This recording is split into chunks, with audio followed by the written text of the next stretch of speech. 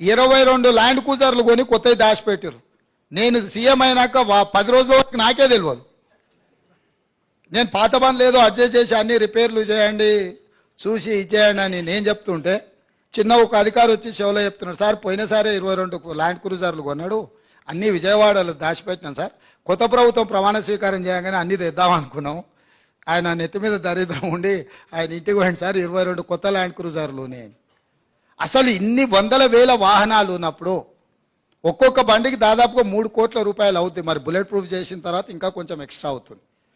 22 కొత్త ల్యాండ్ క్రూజర్లు చెప్పా పెట్టకుండా కొని దాచిపెట్టిన కేసీఆర్ మూడోసారి కూడా వస్తాడు. అన్ని అందరూ 22 అంటే ఆయనకు ఆయన వంది మాగతులకు అందరికీ ఉండడానికి. ఇట్లాంటివి ఆయన సృష్టించిన సంపద. అవి ప్రభుత్వ ఆస్తి తీసుకోకుండా వెళ్ళిపోతాయి.